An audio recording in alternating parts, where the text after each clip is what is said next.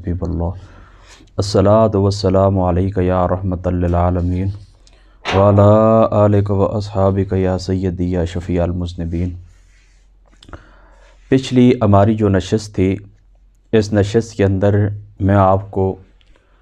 سورہ نساء شریف کا تعارف کروا چکا تھا، اور میں نے آپ کو اس نشست کے اندر یہ بات بتائی تھی کہ اگر دین اسلام کا طرۂ امتیاز جن امور کو کہا جاتا ہے، تو اگر یہ کہا جائے کہ دین اسلام کا طرۂ امتیاز کہلانے والے امور کے اوپر یہ سورہ شریف مشتمل ہے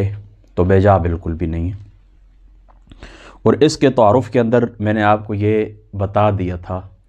کہ اس سورہ پاک کے اندر معاشرہ اور معاشرے کے جو افراد ہیں، گھریلو زندگی جو کہ ایک معاشرے کی بنیاد ہے، عورت کا مقام، اور اسی طریقے سے رشتہ ازدواج، یہ اس سورہ شریف کے موضوعات ہیں اور یہ اس کے مضمون ہیں، مضامین، یعنی خاص یعنی جن کے ذیل کے اندر یہ باتیں ہوئی ہیں۔ تو اگر آپ وہ مکمل تفصیلی گفتگو سننا چاہیں تو پچھلی نشست کو آپ ملاحظہ فرما لیں۔ آج ہم انشاءاللہ تعالی ہم سبق شروع کرتے ہیں، اور میں آپ کو یہ بتا چکا تھا کہ سورہ نساء شریف مدنی ہے، ٹھیک ہے۔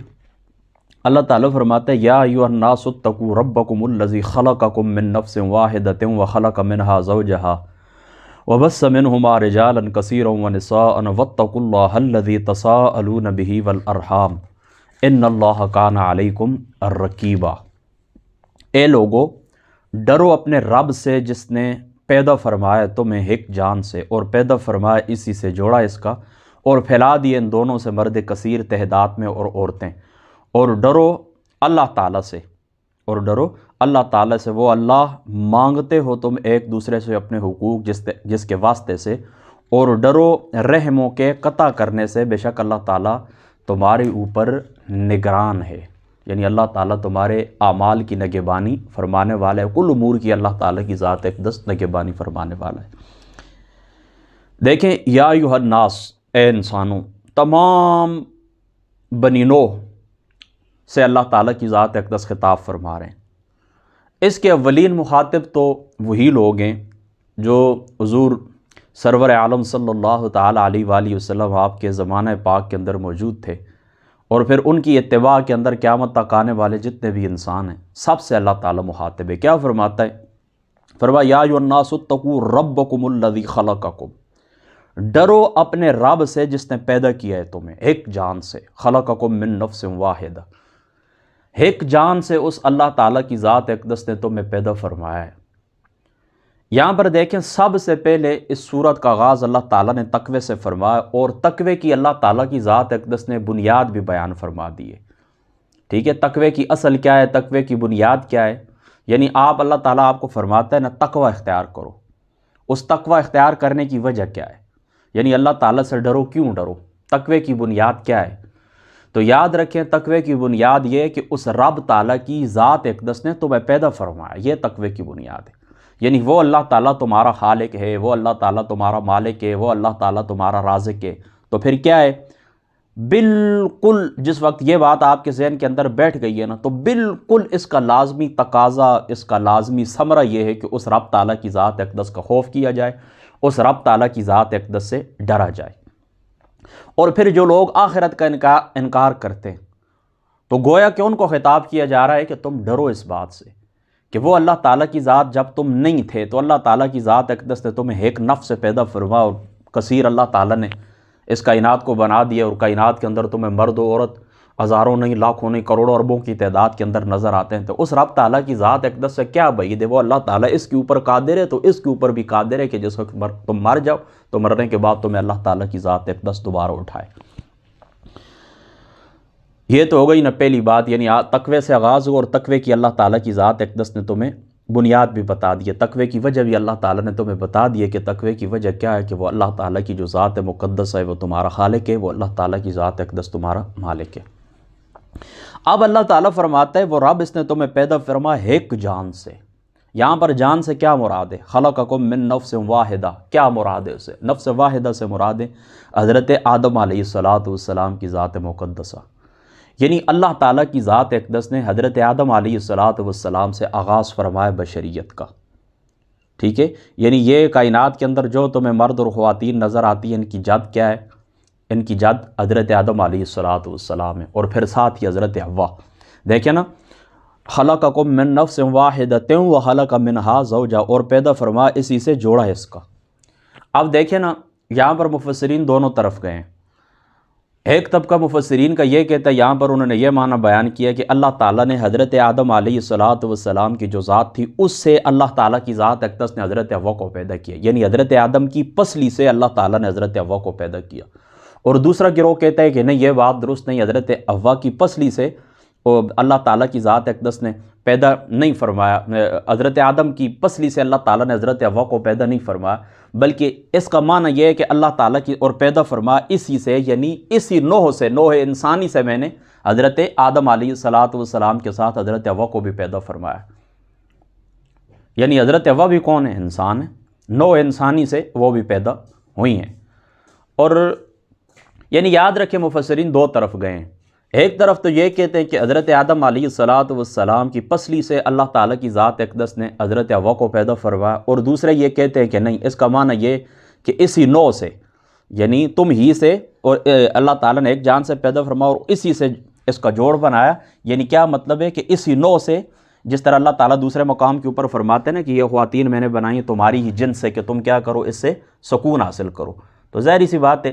کہ یہاں پر بھی یہی معنی کیا جائے گا کہ حضرت حوا کو جو اللہ تعالیٰ کی ذات اقدس نے پیدا فرمایا، تو حضرت آدم علیہ السلام کی اسی مٹی سے اللہ تعالیٰ نے، یعنی حضرت آدم کے لیے جو مٹی گوندی گئی تھی، تو اسی گوندی ہوئی مٹی کا کچھ حصہ باقی بجائے، اور اس سے اللہ تعالیٰ نے حضرت حوا کو پیدا فرمایا۔ یہ ایک طرف کے مفسرین کہتے ہیں۔ اور دوسرے کیا کہتے ہیں؟ دوسرے یہ کہتے ہیں کہ نہیں، اس کا معنی یہ نہیں ہے، اس کا معنی یہ کہ اللہ تعالیٰ کی ذات اقدس نے حضرت آدم کی پسلی سے، بائیں پسلی سے اللہ تعالیٰ نے حضرت حوا کو پیدا فرمایا۔ اور یہ جو پہلا نظریہ ہے، یعنی حضرت آدم علیہ السلام کی پسلی سے اللہ تعالیٰ نے حضرت حوا کو پیدا فرمایا، یہی زیادہ بہتر نظر آتا ہے، اس لیے کہ اس کو سپورٹ کرنے والی حدیث بھی ہے۔ یعنی درجنوں آقا علیہ السلام کے فرامین اس طرف مشیر ہیں۔ مجھے ایک بات کی تھوڑی حیرانگی بھی ہو رہی ہے، وہ حیرانگی یہ کہ آج سے کچھ چند دن پہلے میں نے ایک انٹرویو سنا ہے ڈاکٹر اسرار صاحب کا، پرانا ہے، ظاہر سی بات ہے، میرے خیال میں 2010 کے اندر ان کا انتقال ہوا، وہ دنیا سے گئے ہیں۔ تو مبشر لقمان کا ایک انٹرویو، اور اس سے پہلے ڈاکٹر اسرار صاحب بھی ظاہری سی بات ہے کہ ایک مفکر ٹائپ، ایک بہترین سکالر تھے، ڈاکٹر تھے، پی ایچ ڈی۔ تو مبشر لقمان نے ڈاکٹر اسرار سے یہ سوال کیا کہ آپ بتائیں کہ کیا حضرت حوا حضرت آدم کی پسلی سے پیدا ہوئی ہیں؟ یہاں پر کوئی قرآن کے اندر کہیں پر ذکر ہے؟ تو وہ کہتے ہیں کہ نہیں، البتہ حدیث کے اندر ہے۔ پھر انہوں نے کہا کہ چلو آپ اس طرح کریں، حدیث پاک پڑھ دے، تو انہوں نے کہا حدیث بھی فی الحال میرے ذہن کے اندر نہیں ہے۔ تو میں نے ان کے متعلق یہ بھی سنا ہے کہ وہ کہہ رہے تھے کہ حدیث پاک کے اندر میں امی ہوں، میری چونکہ ساری توجہ قرآن پاک کی طرف یہ، تو ظاہری سی بات ہے کہ قرآن پاک کی بھی جس وقت آپ تفسیر پڑھتے ہیں، اس کا مطالعہ کرتے ہیں، تو اسی کے ضمن کے اندر مفسرین درجنوں آقا علیہ السلام کے فرامین نقل کرتے ہیں تفسیر کے اندر۔ تو اسی ابھی یہ جو سورہ پاک ہے، اس کے اندر آپ شیعہ سنی دونوں کی تفاسیر اٹھا کے دیکھیں، یعنی آپ تفسیر طبری کو اٹھا کے دیکھیں، اسی طریقے سے قرطبی کو آپ اٹھا کے دیکھیں، تفسیر مظہری کو آپ اٹھا کے دیکھیں، اسی طریقے سے باقی بھی دیگر جو اہل سنت مفسرین ان کی تفاسیر کو آپ اٹھا کے دیکھیں، اور اس کے ساتھ تفسیر برہان آپ اٹھائیں شیعہ کی، اسی طریقے سے تفسیر نمونہ آپ اٹھائیں، انہوں نے بھی ان روایات کو نقل کیا اس مقام کے اوپر، من نفس واحدۃ وخلق منها زوجہا وبث منہما رجالا کثیرا، اس کے ضمن کے تحت انہوں نے یہ روایات نقل کی ہیں حضرت آدم علیہ السلام کی پسلی سے اللہ تعالیٰ کی ذات اقدس نے پیدا فرمایا حضرت حوا کو۔ اور اس کو سپورٹ وہ حدیث ہے، غالباً اس حدیث کا نمبر ہے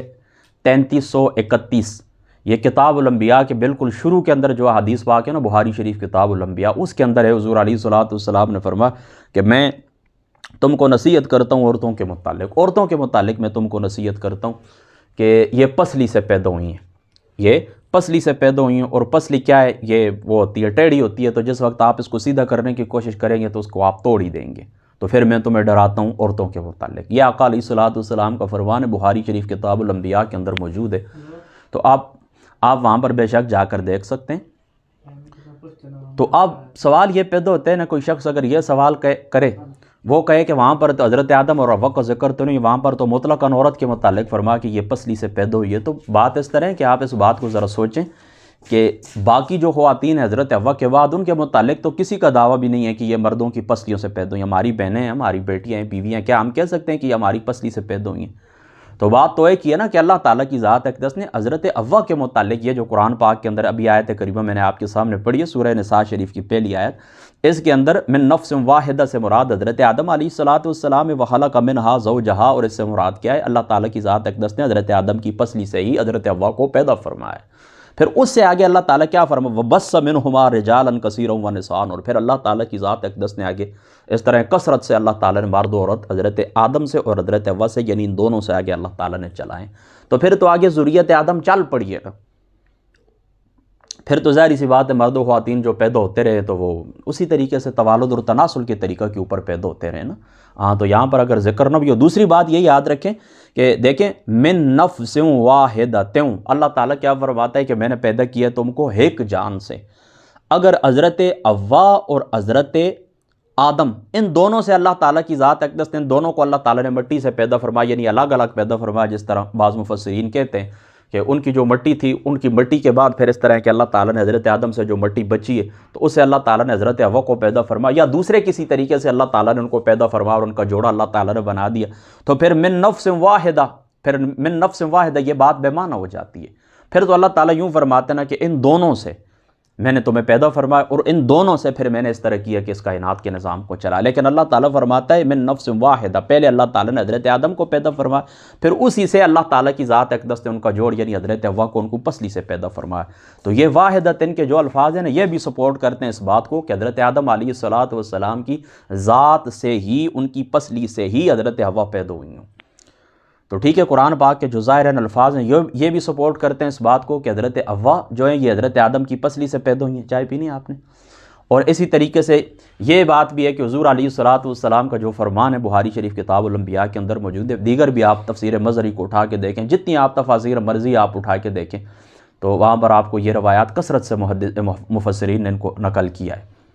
اب آپ سمجھ گئے نا اس بات۔ پھر اللہ تعالیٰ کی ذات اقدس نے اب اگلی جو بات ہے وہ یہ بھی سمجھیں کہ پھر اللہ تعالیٰ کی ذات اقدس نے ان سے آگے نسل انسانی چلائی ہے، کس طرح چلائی ہے؟ اس کے اندر بھی دو رائے ہیں۔ ایک رائے تو یہ ہے کہ اللہ تعالیٰ کی ذات اقدس نے ظاہری سی بات ہے کہ وہ حضرت حوا جو ہیں حضرت آدم کی پسلی سے پیدا ہوئی ہیں تو پھر یہ آپس میں ملے ہیں، تو ان کے آپس میں ملنے سے پھر اللہ تعالیٰ کی ذات اقدس نے ان کو لڑکیاں عطا فرمائیں تو ان کا پھر آپس میں نکاح کیا جاتا تھا۔ ظاہری سی بات ہے کہ کائنات کی ابتدا تھی، باقی لوگ تو نہیں تھے کہ ان کے ساتھ نکاح، آپس میں یہ نکاح کرائیں اور اللہ تعالیٰ نے اس طرح پھر اس کائنات کو پھیلایا۔ ایک نظریہ تو یہ، اور دوسرا نظریہ یہ میرا خیال میں اور شیعہ کا جو ہے تو یہ زیادہ سپورٹ بھی یہ اسی کو کرتے ہیں، کیونکہ تفسیر برہان کے اندر درجنوں روایات انہوں نے نقل کی ہیں کہ حضرت جعفر صادق کی طرف منقول کر کے رضی اللہ تعالیٰ عنہ کہ آپ نے فرمایا نہیں ایسی بات بھی نہیں ہے، یہ تو ظاہری سی بات ہے کہ آپس میں بہن بھائی جو ہوتے ہیں یہ تو محرم رشتے ہوتے ہیں، تو پھر ہم کس طرح کہہ سکتے ہیں کہ ان محرم رشتوں سے اللہ تعالیٰ کی ذات اقدس نے انبیاء علیہ السلام اور بڑے بڑے اولیاء اللہ کو اللہ تعالیٰ نے پیدا فرمایا؟ نہیں، اس طرح بات نہیں ہے، انہوں نے اس کا انکار کیے۔ پھر آگے وہ مختلف روایات آئی ہیں، وہ مختلف روایات یہ نہیں، اللہ تعالیٰ کی ذات اقدس نے اس طرح آسمان سے جنت کی اوریں اتاری ہیں تو جنت کی اوروں کے ساتھ حضرت آدم کے بیٹوں کے نکاح ہوئے ہیں، پھر وہ چلے گئے ہیں، پھر ان سے لڑکیاں پیدا ہوئی ہیں، پھر دوسری آئی ہیں، تو اس طرح یعنی جنت کی اوریں، آسان سی بات یہ یاد رکھیں کہ جنت کی جو اوریں ہیں ان کو اللہ تعالیٰ کی ذات اقدس نے نازل فرمایا اور جنت سے وہ آئی ہیں، ان کے ساتھ حضرت آدم کے بیٹے ان کے نکاح ہوئے ہیں اور پھر اللہ تعالیٰ نے اس نسل انسانی کو چلایا۔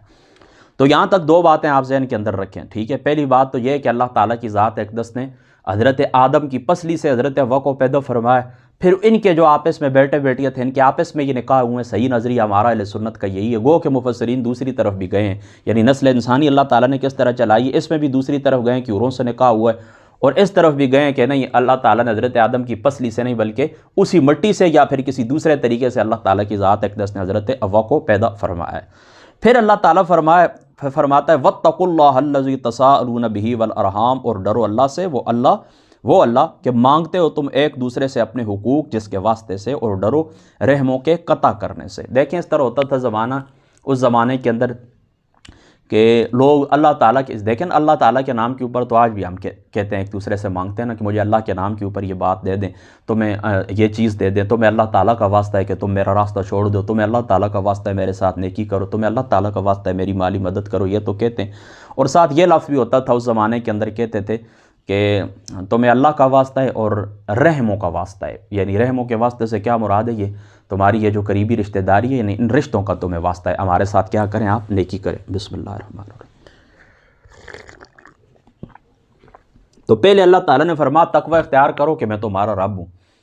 پھر اللہ تعالیٰ نے فرمایا تقوی اختیار کرو، اس لیے تقوی اختیار کرو کہ میرے نام کے اوپر تم ایک دوسرے سے سوال کرتے ہو، میرے نام سے، تو میرے نام کے اوپر جس وقت ایک دوسرے کو سوال کرتے ہو اور مانگتے ہو، تو مانگتے ہوئے تمہیں اچھا لگتا ہے، ہاتھ پھیلاتے ہو میرے نام کے اوپر، تو میرے نام کے اوپر تمہیں دینا بھی چاہیے، پھر میرے نام کے اوپر تمہیں رشتہ داریاں جو ہیں ان کو بھی جوڑنا چاہیے، ان کو قطع نہیں کرنا چاہیے۔ درجنوں روایات ہیں صلح رحمی کے اوپر، بہرحال میرا ارادہ تھا کہ تفسیر مظہری کے اندر میں نے دیکھا ہے کافی ساری روایتیں اس مقام کے اوپر انہوں نے اکٹھی کی ہیں، اکٹھی ذکر کی ہیں، تو میں نے پہلے یہ سوچا تھا کہ میں نے کہا چلو اس کا بھی میں تقریباً 10-12 روایات میں آپ کو پڑھ کے سنا دوں گا، لیکن چلو انشاءاللہ تعالیٰ زندگی باقی رہی تو جمعۃ المبارک کا یا دیگر جو خطبہ ہوتا ہے تو اس کے اندر انشاءاللہ تعالیٰ کوشش کریں گے کہ یہ جو صلح رحمی ہے اس کی چاند ایک روایات میں آپ کو سنا دوں گا۔ ان اللہ کان علیکم رقیبا، اور تم پر ہر وقت نگران ہے کون؟ اللہ تعالیٰ کی ذات اقدس۔ وآتوا الیتامى اموالهم ولا تتبدلوا الخبیث بالطیب ولا تأکلوا اموالهم الی اموالکم انہ کان حوبا کبیرا، اور دے دو یتیموں کو ان کے مال اور نہ بدلو اپنی ردی چیز کو ان کی عمدہ چیز سے، اور نہ کھاؤ ان کے مال اپنے مالوں سے ملا کر، واقعی یہ بہت بڑا گناہ ہے، واقعی یہ بہت بڑا گناہ ہے۔ یہ اس طرح ہوتا تھا، میں آپ کو بتا چکا ہوں نا کہ یہ سورہ نساء شریف کا جو زمانہ نزول ہے تو یہ غزوہ احد کے بعد اس کا اینڈ ہوتا ہے، ابتدا ہوتی ہے، اور 5 ہجری کے شروع تک یہ آیت تقریباً یعنی 14 یا 15واں یہ آیت سورہ شریف نازل ہوتی رہی ہے۔ تو غزوہ احد کے اندر آپ لوگوں کو معلوم ہے نا کہ بہت سارے لوگ دنیا سے چلے گئے تھے، 70 حضور علیہ الصلوۃ کے صحابہ شہید ہو گئے تھے، ظاہر سی بات ان کی بیٹیاں تھیں، ان کے بیٹے تھے، یتیم بچے تھے، ان کی بیوائیں تھیں، تو انہی احکام کو اس صورت کے اندر پھر اللہ تعالیٰ کی ذات اقدس نے بیان فرمایا ہے۔ اس طرح ہوتا تھا کہ جب کسی شخص کا والد فوت ہو جاتا تھا تو زمانہ جاہلیت کے اندر یہ رسم تھی کہ جو بڑے بیٹے ہوتے تھے، یعنی آسان سی بات آپ کو بتاؤں نا کہ وہ لوگ بچوں کو اور خواتین کو میراث نہیں دیتے تھے، بچوں کو اور خواتین کو میراث نہیں دیتے تھے۔ کیوں نہیں دیتے تھے؟ ان کا نظریہ یہ تھا، وہ کہتے تھے کہ جو بندہ جنگ کے اندر یعنی جنگ لڑ سکے، دفاعی امور کے اندر جو بندہ کام آ سکے، جو مال غنیمت حاصل کر سکے، تو ان کے قانون میراث کے اندر یہی کچھ تھا کہ اسی کو مال وراثت مل سکتا ہے، وہی وارث بن سکتا ہے، تو چھوٹے بچوں کو اور خواتین کو وہ پیچھے کر دیتے تھے۔ تو بالکل اسی طرح یہ ظاہری سی بات ہے، ایک زمانے جاہلیت کا ایک قانون تھا، وہ چلا آ رہا تھا، تو اسی طریقے سے یہ ایک شخص نے اس طرح کی ہے، تو پھر حضور نبی پاک صلی اللہ یعنی اس کا بھائی فوت ہوا ہے نا، تو پیچھے اس کے چاچو نے ان بچیوں کی اور اس بیوہ کی میراث کے اوپر جو کچھ آتا تھا وہ سارا پکا کر لیا، تو حضور کی بارگاہ پاک کے اندر وہ آئیں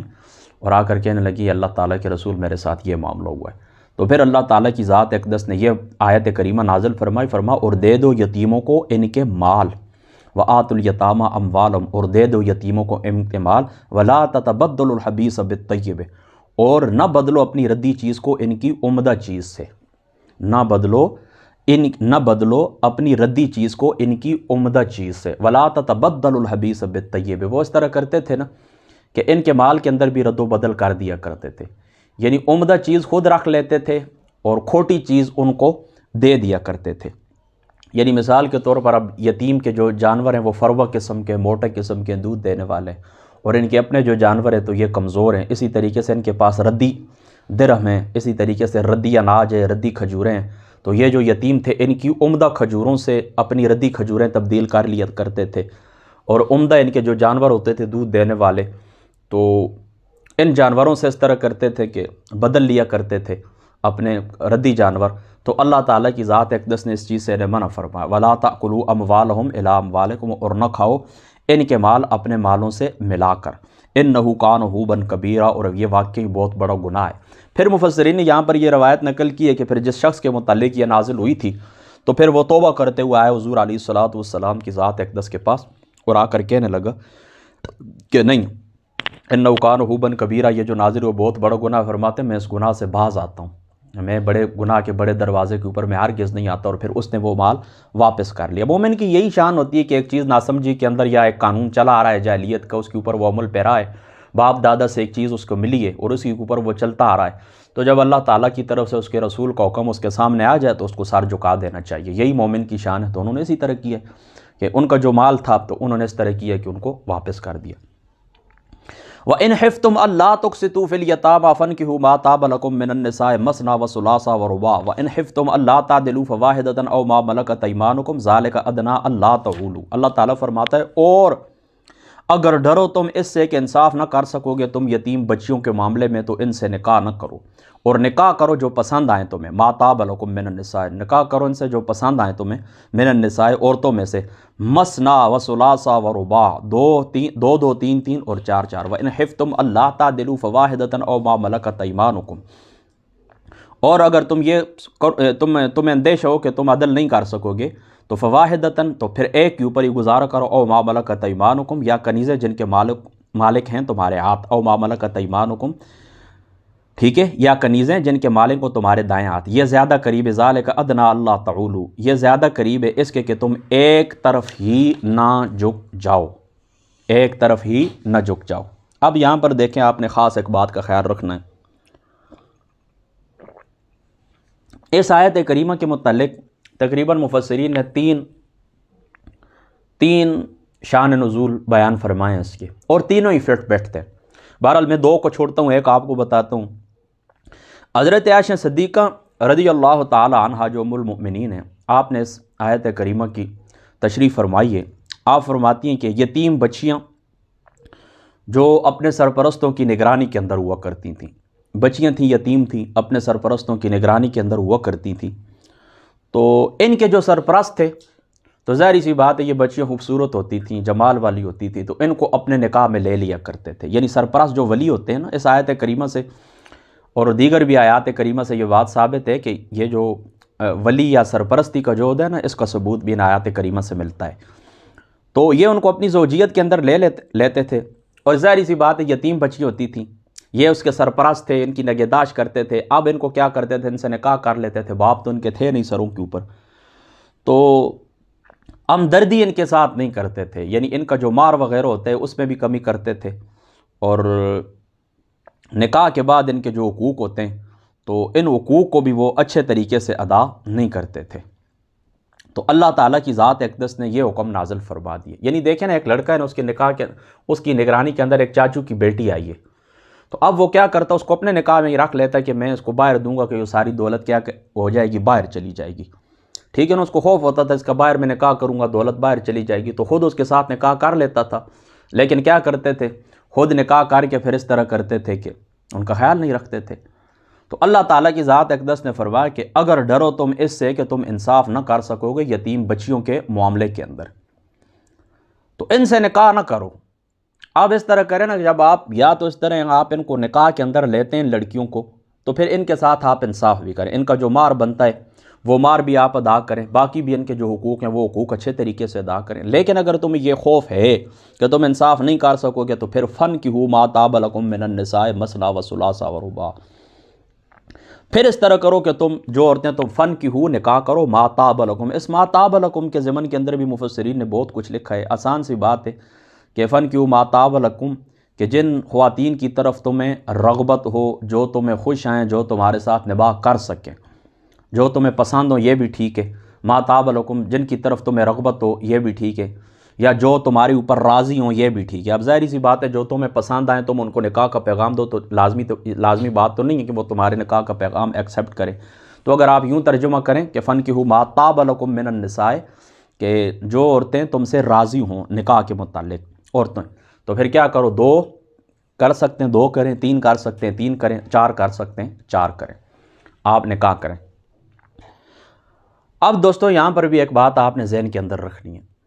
کتنے نکاح کا آپ کو حکم دیے گئے، آپ کر سکتے ہیں دو کر سکتے ہیں، تین کر سکتے ہیں، آپ چار کر سکتے ہیں۔ اب یہاں پر بھی بعض لوگوں کو ان الفاظ سے دھوکہ لگا ہے، مثنیٰ و ثلاثہ و رباع، اور انہوں نے صاحب تفسیر مزدری نے تو یہ لکھا ہے کہ جو رافضی ہیں وہ اس سے 9 مطلب یہ 2 یعنی 4 ہو گئیں اور 3 اس طرح کر کے وہ 9 بناتے ہیں، اور جو خارجی ہیں تو وہ اس طرح کرتے ہیں کہ 18 شادیوں کا جواز نکالتے ہیں اس سے، اور اس کے علاوہ مفسرین نے بہت کچھ نقل کی ہے۔ لیکن یاد رکھیں اس آیت کریمہ کا صحیح مفہوم یہ کہ آپ 4 نکاح کر سکتے ہیں، یہ آپ کو رخصت ہے، یہ آپ کو رخصت ہے، یاد رکھیں یہ اسلام کا حکم نہیں ہے۔ بسم اللہ الرحمن الرحیم۔ یہ بات بھی میں آپ سے اس لیے کر رہا ہوں کہ چونکہ مغرب نے بہت لے دیکھی ان 4 شادیوں کے متعلق، اسلام نے تو دیکھا عیاشی کا نعوذ باللہ من ذالک دروازہ کھول دیا ہے اور 4 شادیوں کو حکم دیا ہے، یہ تو بڑی بری بات ہے، اور یہ تو بالکل عیاشی، یہ مسلمان کیا ہیں بس دنیا کے اندر 4 نکاح کریں اور آخرت کے اندر ان کو جنت کے اندر 70 حوریں مل جائیں گی، تو بس یہ تو ان کی عیاشی ہیں، تو وہ اس قسم کی باتیں انہوں نے بہت کی ہے۔ تو یہاں پر 2-3 باتیں آپ ذہن کے اندر رکھیں۔ سب سے پہلی بات آپ یہ ذہن کے اندر رکھیں کہ یہ نکاح کیا ہے، اس کی رخصت ہے، اس کی کیا ہے، رخصت ہے، 4 کا حکم نہیں ہے، یعنی حکم نہیں دیا جا رہا کہ لازمی آپ 4 نکاح کریں، یہ رخصت ہے، طبعی ضرورت کے لیے اور بشری جو تقاضے ان کے لیے نکاح ایک ہی کافی ہے۔ دیکھیں حضور علیہ الصلوۃ والسلام کی مبارک زندگی آپ کے سامنے 25 اور ایک روایت کے مطابق 28 سال حضرت خدیجۃ الکبریٰ رضی اللہ تعالی عنہا آپ کی ذات اقدس کے ساتھ حضور نے گزار دی۔ باقی آگے پھر جو نکاح تھے وہ میں جس وقت حضور کی شادیوں کے اوپر جو میں نے گفتگو کی تھی وہاں تک میں نے آپ کو بتا دیا تھا کہ دوسرا نکاح حضرت ام المؤمنین سے وہ کس کے کہنے کے اوپر کس نے توجہ دلائی تھی۔ پھر اللہ تعالیٰ نے یہاں پر جو حکم نازل فرمائے تو یعنی بیواؤں کے متعلق، اسی طریقے سے یتیم عورتوں کے متعلق، پھر آگے جا کے سورہ احزاب شریف کے اندر کہ جو خواتین حضور کو اپنا آپ ہبہ کر دیں، یہ سارے اللہ تعالیٰ کے حکم تھے۔ باقی پھر اللہ تعالیٰ کے حکم سے حضور علیہ الصلوۃ والسلام نے کہا فرماتے رہے۔ وہاں پر اگر آپ دیکھنا چاہتے ہیں میرے خیال میں 15-20 منٹ کی گفتگو وہ آپ سن لیں، آپ میں دوبارہ اس کو دہرانا نہیں چاہتا۔ بہرحال یہاں پر یہ بات آپ پکی ذہن کے اندر رکھ لیں، پکی آپ یہ بات ذہن کے اندر رکھ لیں کہ یہ 4 شادیوں کا کیا ہے، حکم نہیں ہے، یہ رخصت ہے۔ 4 شادیوں کا حکم نہیں دیا گیا، یہ رخصت ہے۔ اور جہاں پر جو لوگ دائیں بائیں ہوئے ہیں نا کہ نہیں اس سے اتنی شادیاں مراد ہے، تو یاد رکھیں نبی پاک صلی اللہ تعالیٰ علیہ وآلہ وسلم کے درجنوں فرامین اس بات کے اوپر گواہ ہیں۔ یہ غیلان ثقفی کی 10 بیویاں تھیں، 10، تمام مفسرین نے لکھا اس کی 10 بیویاں تھیں، لیکن حضور علیہ الصلوۃ والسلام جس وقت اس نے اسلام قبول کیا نا تو حضور نے فرمایا کہ 4 رکھ لیں اور باقیوں کو آپ چھوڑ دیں، تو اس نے 4 رکھ لیں۔ اسی طریقے سے پھر حارث ابن قیس کے متعلق آتا ہے، اس کی 8 بیویاں تھیں، اس کو بھی حضور علیہ الصلوۃ والسلام نے 4 رکھنے کا حکم دیا ہے۔ پھر اسی طریقے سے ایک ایسا شخص تھا جس کی 5 بیویاں تھیں، اس کو بھی حضور علیہ السلام نے فرمایا کہ اس کو چھوڑ دے، تو اس نے کہا کہ میں نے فلاں کو چھوڑ دیا۔ تو ایک بات تو آپ یہ ذہن کے اندر رکھیں کہ یہ آیت کریمہ بالکل اس بات کے اس کے اندر پکی قوی دلیل ہے کہ 4 سے زیادہ آپ شادیاں نہیں کر سکتے۔ اس آیت کی دلالت اس کے اوپر ہے کہ 4 سے زیادہ بیک وقت 4 لڑکیاں آپ کے نکاح کے اندر ہو سکتی ہیں، اس سے زیادہ نہیں ہے۔ دوسری بات یہ یاد رکھیں کہ یہ ایک رخصت ہے، یہ ایک رخصت ہے اور حکم نہیں ہے، اور رخصت بھی ایسی رخصت ہے، اس بات کو آپ نے ذہن کے اندر رکھنا ہے، رخصت بھی ایسی رخصت ہے کہ چنگی پلی قیود کے ساتھ ہے، یعنی بڑی پکی شرائط کے ساتھ ہے، بہت کڑی اس کی شرطیں ہیں، ان شرطوں کو آپ نے ملحوظ خاطر رکھنا ہے، تب آپ دوسری یا تیسری یا چوتھی کی طرف آپ جا سکتے ہیں۔ اب دیکھیں جن لوگوں کا تھوڑا بہت بھی مطالعہ ہے سائنس کا، آپ لوگوں کو اچھے طریقے سے بایولوجی جو پڑھتے ہیں آپ کو پتہ ہے کہ لڑکیوں کی جو کیفیت ہوتی ہے وہ الگ ہوتی ہے، مردوں کی جو کیفیت ہوتی ہے وہ الگ ہوتی ہے، یعنی یہ جو معاملات ہوتے ہیں بشری جو تقاضے ہوتے ہیں ان میں زیادہ مردوں کے اندر زیادہ رجحان ہوتا ہے اور خواتین کے اندر رجحان کم ہوتا ہے۔ دیکھیں ان کے وظائف کے اوپر یہ آپ غور کریں کہ وہ اس طرح کرتی ہے، ان کی جو زندگی ہوتی ہے گھر گرہستی کی زندگی ہوتی ہے، عمل ان کو ٹھہر جاتا ہے، طویل عرصہ وہ ان کا وقفہ ہوتا ہے، پھر نفاس کے کتنے دن ہوتے ہیں، پھر بچوں کی پرورش ہوتی ہے، وہ ان کی طرف ہی متوجہ رہتی ہیں اور ان معاملات کی طرف ان کی رغبت ذرا تھوڑی ہوتی ہے، جبکہ جو مرد ہوتا ہے وہ ان چیزوں سے آزاد ہوتا ہے، حیض و نفاس سے اور پریگننٹ ہونے سے اور فلاں معاملات سے، لہٰذا اس کی توجہ اس جانب زیادہ جاتی ہے۔ یہ تو آپ نے یوں سنا ہوگا نا کہ اس طرح کے فلاں روایت اس بات کے اوپر ہے کہ جی خواتین کے اندر اس کی طلب زیادہ ہوتی ہے، نہیں ایسی بات نہیں ہے، مردوں کے اندر اس کی طلب زیادہ ہوتی ہے،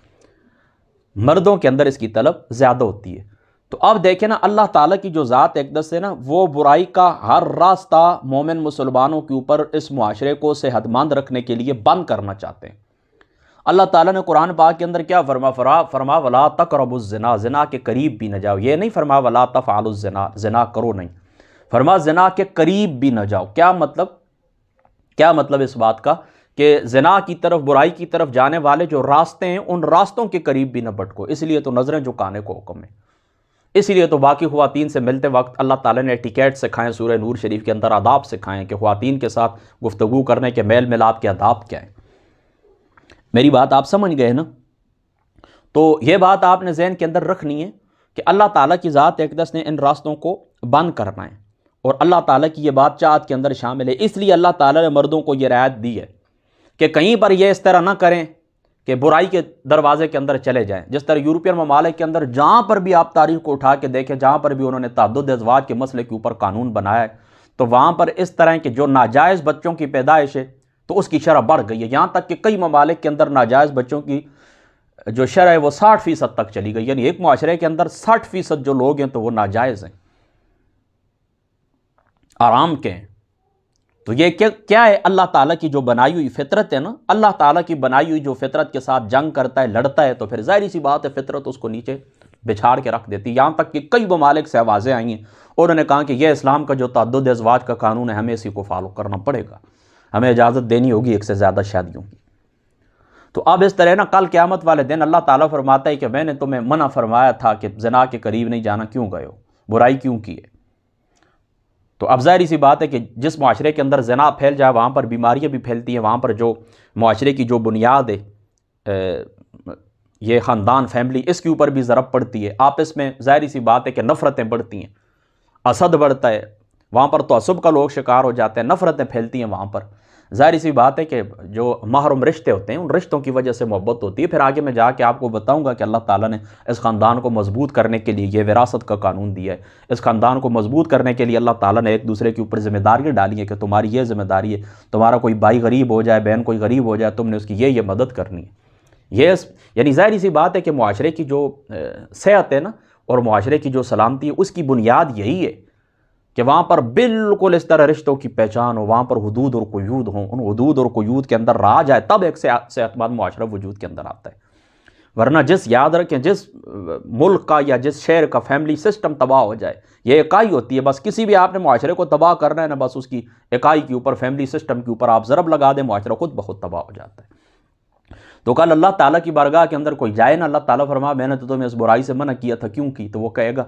کچھ عذر پیش کرے گا، اللہ پاک میری جو گھر والی تھی تو وہ پیریڈ کے اندر تھی، میں صبر نہیں کر سکا، میری گھر والی نفاس کے اندر تھی، میں صبر نہیں کر سکا، میری گھر والی میکے گئی ہوئی تھی، میں صبر نہیں کر سکا، میں نے برا۔ تو یہ ایک عذر ہے نا، تو اللہ تعالیٰ نے اتمام حجت فرما دیے۔ چلو اگر اس طرح کے معاملات ہیں یا تمہاری شہوت زیادہ ہے، یعنی بعض لوگ بالکل اس طرح ہوتے ہیں کہ وہ خواتین کے معاملے کے اندر اس طرح ہوتے ہیں، کمزور ہوتے ہیں، بعض خواتین ان کی ضروریات پوری نہیں کر سکتی کسی بھی وجہ سے، کسی بیماری کی وجہ سے، کسی کمزوری کی وجہ سے، اور ہزار مسائل ہوتے ہیں، تو ان کو یہ اجازت دی گئی ہے کہ اللہ تعالیٰ کی بارگاہ کے اندر تمہارا عذر نہ ہو کسی بھی صورت کے اندر۔ تو اب تم کیا کرو، تم ایک نکاح کر لو، دوسرا چلو ایک بیوی نہیں تھی، ایک بیوی حیض کے اندر تھی، دوسری تو ٹھیک تھی، دوسری کو ایک پرابلم تھے، تیسری تو ٹھیک تھی، تیسری کو پرابلم تھی، چوتھی تو موجود تھی۔ یعنی کسی صورت کے اندر اللہ تعالیٰ کی ذات اقدس وہ اتمام حجت فرمانا چاہتے ہیں، اس لیے یاد رکھیں یہ رخصت ہے۔ یہ کیا ہے؟ رخصت ہے۔ میری بات آپ سمجھ گئے نا؟ یہ حکم نہیں ہے بلکہ کیا ہے؟ یہ رخصت ہے۔ اب مجھے ایک بات بتائیں کہ جو خواتین اس طرح کرتی ہیں کہ دوسری شادی کو عیب سمجھتی ہیں، یعنی اپنے خامدوں کو بھی اجازت نہیں دیتی کہ آپ دوسری شادی نہیں کریں گے، تو مجھے بتائیں معاشرے کے اندر اس کے جو لوگ تھوڑی بہت بھی روحانی زندگی جن کی ہے، وہ آپ اندازہ کریں کہ معمولی سا بھی جس وقت اللہ تعالیٰ کو کوئی حکم ایک مستحب ہوتا ہے، اس سے بھی جس وقت آپ روگردانی کرتے ہیں تو کتنا نقصان ہوتا ہے۔ تو روحانی زندگی، مادی اور روحانی زندگی کے اوپر کس طرح ایفیکٹ پڑ سکتے ہیں اور کس طرح ایفیکٹ اثر انداز وکٹمز لوگ ہوئے، متاثرین لوگوں کے اوپر اثر پڑا ہے کہ ایک طرف ایک خاتون ہے وہ کہے میں دوسری بیوی نہیں بننا چاہتی، بیوی کہے کہ میں دوسری عورت اس گھر کے اندر برداشت نہیں کروں گی، یعنی بچے کہیں کہ میری جو والدہ ہیں اس والدہ کے اوپر سوتن نہیں لائی جائے گی، سوکن نہیں لائی جائے گی، اسی طریقے سے لڑکی کہے کہ میں سوکن بان کے دوسری کے اوپر نہیں جاؤں گی۔ تو جب آپ اس طرح کریں گے، یہاں پر آپ بیجا آپ غیرت کریں گے اور بیجا آپ پابندیاں لگائیں گے، تو اس کا نتیجہ کیا ہوگا؟ اس کا نتیجہ یہ ہوگا، یہ اندر ایک ضرورت تو اللہ تعالیٰ نے فطرت کے اندر رکھی ہے نا، تو ان کو پورا کرنے کے لیے وہ آرام راستے کے اندر ہی جائیں گے نا۔ تو اب خواتین کیا ہوگا، دوسری ایک لڑکی ہے وہ چلی گئی جا کر بازار کے اندر بیٹھ گئی، وہ گھر گھر ہستی اور گھر کی شمع ہونے کی بجائے وہ بازار کی شمع بن گئی، شمع محفل بن گئی۔ تو جب وہ شمع محفل بن گئی تو ظاہری سی بات ہے کہ ایک خاتون اگر مثال کے طور پر وہ برائی کے اندر پڑتی ہے تو مجھے بتائیں اس کے ساتھ جڑے ہوئے کتنے لوگ اثر انداز ہوتے ہیں، اس کے بھائی، اس کی بہنیں، اس کے عزیز رشتہ دار، خالہ ماسیاں پھوپھیاں، سب اثر انداز ہوتے ہیں کہ نہیں ہوتے ہیں؟ تو یہ بہتر ہے کہ ایک شخص آپ کا، اس کو اللہ تعالیٰ کی ذات اقدس نے آپ کا نگہبان بنایا ہے، وہ تمہارا نفقہ اللہ تعالیٰ کی ذات اقدس نے اس کے اوپر واجب کیا ہے، وہ تمہیں نفقہ دے گا، وہ تمہیں رہائش دے گا، اس سے اللہ تعالیٰ تمہیں اولاد دے گا جو تمہارا بازو بنے گی، تمہارا سہارا بنے گی۔ اس معاشرے کے اندر آپ دیکھ لیں کہ جن لڑکیوں نے اس طرح کیا کہ اپنے خامندوں کو دوسری شادی کی اجازت دی ہے کہ بے شک آپ کریں، اور یہ بھی میں آپ کو بتا دوں، لڑکیوں سے پوچھتے ہیں کوئی ضروری نہیں ہوتا، اپنی جو بیوی اخلاقی طور پر اگر آپ اس کو بتا دیں تو بتا دیں، نہ بتائیں تو کوئی اس کی اجازت کی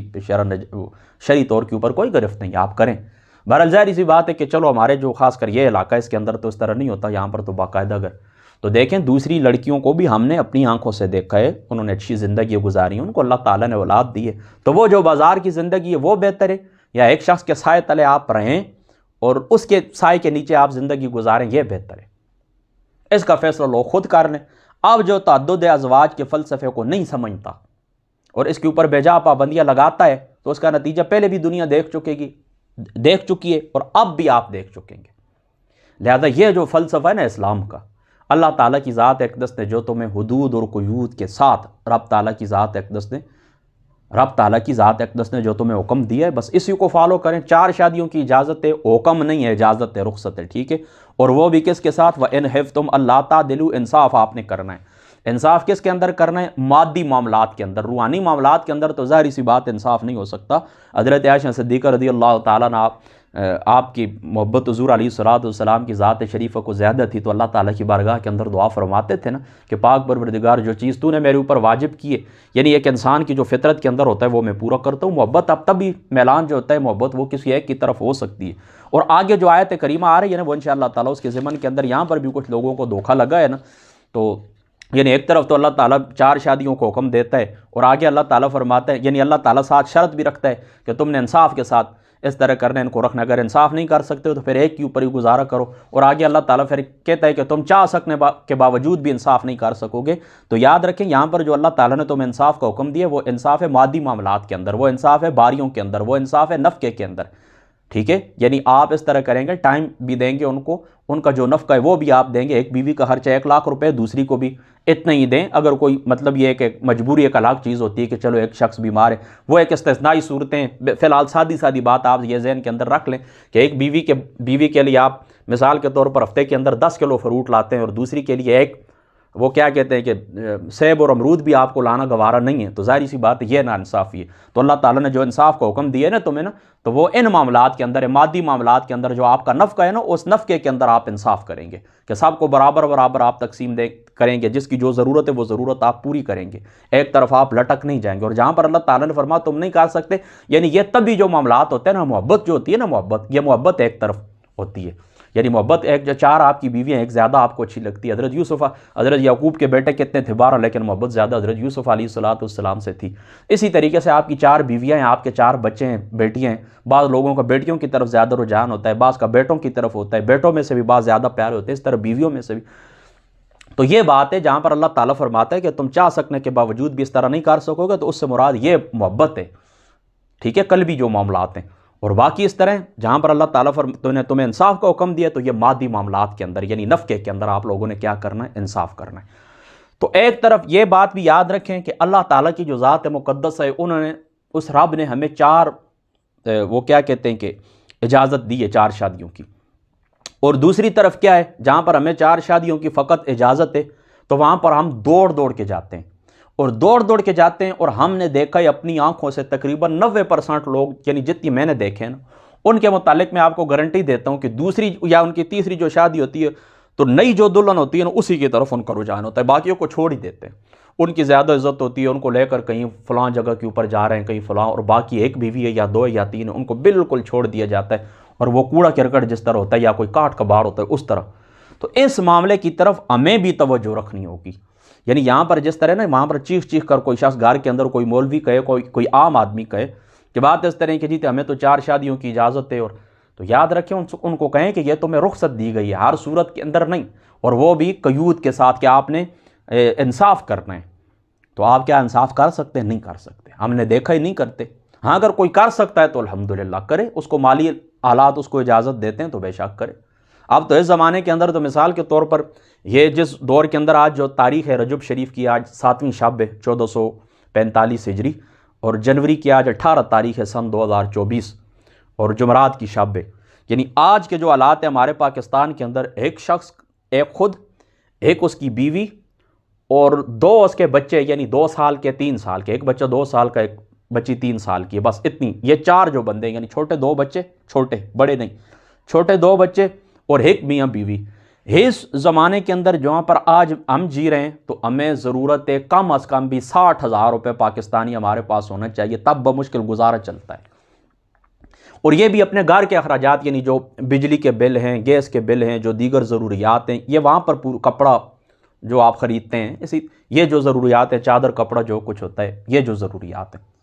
یعنی 25 30 ہزار روپے بجلی کے بل آ جاتے ہیں، اور آ جاتے ہیں بالکل۔ میں خود آپ کو اپنے گھر کا بتاتا ہوں، ہمارا تقریباً 3 بل ہوتے ہیں، ایک مسجد کا ہوتا ہے، 2 گھر کے ہوتے ہیں، اور یہ 30,000 روپے یہ بن جاتا ہے، اندازاً 30,000 روپے بن جاتا ہے، یعنی 25 30 اتنا، مطلب ایک دفعہ تو 43 میں نے خود جمع کروائے تھے 3 بل، یعنی 43,000 روپے، 45 ہی کر دیں، 50 ہی کر دیں، 50,000، لیکن چلو عمومی طور پر اس طرح 25 30 تک ضرور آتے ہیں۔ پھر 3,000 روپے نیٹ کا بل ہے،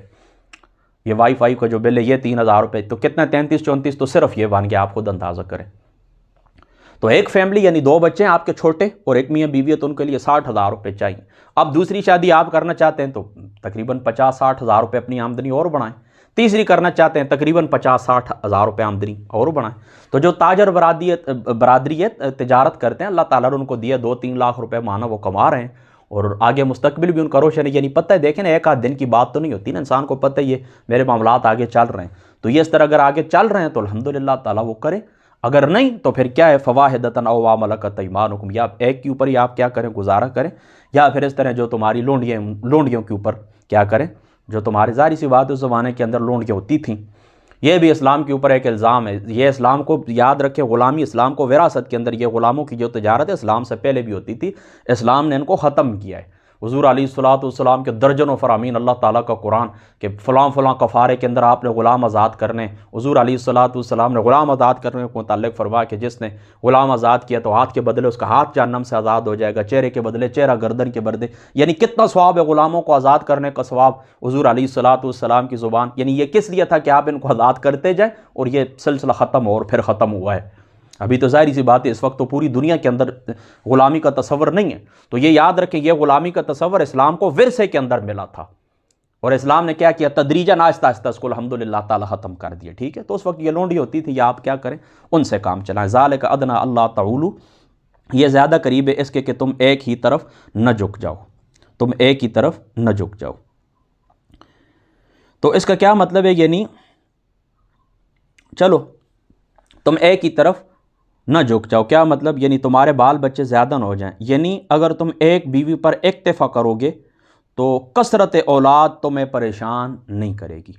وَآتُوا النِّسَاءَ صَدُقَاتِهِنَّ نِحْلَةً فَإِن طِبْنَ لَكُمْ عَن شَيْءٍ مِّنْهُ نَفْسًا فَكُلُوهُ هَنِيًّا مَرِيًّا، اور اللہ تعالیٰ فرماتے ہیں دیا کرو اپنی عورتوں کو ان کے مار خوشی خوشی، پھر اگر وہ بخش دیں تمہیں کچھ اس سے خوش دلی سے تو کھاؤ اسے لذت حاصل کرتے ہوئے، خوشگوار سمجھتے ہوئے۔ یعنی دیکھیں نا، اب ان لڑکیوں کا پہلے تو آپ کو حق بتا دیا گیا کہ آپ نے ان کے ساتھ انصاف کرنا ہے، ان کے حقوق کے بعد اب آپ نے ان سے نکاح جس وقت کیا ہے تو نکاح کرنے کے ساتھ کیا ہے، ان کا جو مار ہے یہ مار بھی آپ ان کو ادا کریں، ان کا جو مار ہے یہ مار بھی آپ کیا کریں، ان کو ادا کریں، اور خوشی خوشی کے ساتھ ان کو ادا کریں۔ ہاں اگر وہ خوشی سے تمہیں کچھ چیز بخش دیں، یعنی پورا مکمل مار انہوں نے تمہیں بخش دیا یا کوئی جز بخش دیا تو ٹھیک ہے، آپ اس کو اچھے طریقے سے، خوشگوار طریقے سے کھائیں، کوئی آپ کے اوپر گرفت نہیں ہے، دنیا کے اندر نہیں ہے، آخرت کے اندر کوئی گرفت بھی نہیں۔ تو یاد رکھیں، یہاں پر بھی یہ بات آپ نے ذہن کے اندر رکھنا کہ یہ جو مار ہوتا ہے یہ لڑکی کی کوئی قیمت نہیں ہوتی، اچھا ہاں لڑکی کی کوئی قیمت نہیں ہوتی. یہ اسلام کے جو احکام ہیں نا تو یہ حکمت کے اوپر مبنی ہے. ظاہر سی بات ہے خواتین جو ہوتی ہیں کہ اگر ان کو جس وقت دیکھیں، اس وقت بھی آپ یہ جدید دنیا کے اندر ہم جی رہے ہیں، یہاں پر بھی خواتین کے لیے بہت سارے مسائل ہیں. یعنی اگر مثال کے طور پر ایک شخص نے اپنی بیوی کو طلاق دے دیا نا تو مرد کا تو کچھ نہیں جاتا، دوسرے دن وہ نئی لڑکی سے شادی کر لے گا، دوسرے دن وہ اپنے کاروبار اس کا لگا ہوا ہے، کوئی اس کا معاملہ نہیں ہے، وہ اپنے معاملات خود چلا لے گا. لیکن خواتین کے لیے معاشرے کے اندر ایڈجسٹ کرنا بہت مشکل ہوتا ہے. ان کے لیے کاروبار کرنا، باہر مردوں کے ساتھ جا کر کام کرنا، معاملات چلانا ان کے لیے تھوڑا مشکل ہوتا ہے. یعنی مردوں کے لیے یہ مشکلات مالی مشکلات نہیں ہوتی. تو یہ ان کی ایک مدد ہے کہ اگر آپ اس طرح کریں کہ ان کو آپ طلاق دے دیں تو یہ مار ان کی کیا ہوتی ہے، ان کی بہت ساری جو مشکلات ہوتی ہیں آگے زندگی کے اندر طلاق ملنے کے بعد ان کی جو مشکلات ہوتی ہیں تو ان مشکلات کے لیے یہ مار جو یہ مقرر کیا گیا ہے. اور واقعی یہ بڑی سپورٹ کرتا ہے. مثال کے طور پر ایک لڑکی کا مار اس زمانے کے اندر 5 یا 10 لاکھ روپے اس کو طلاق مل جاتی ہے.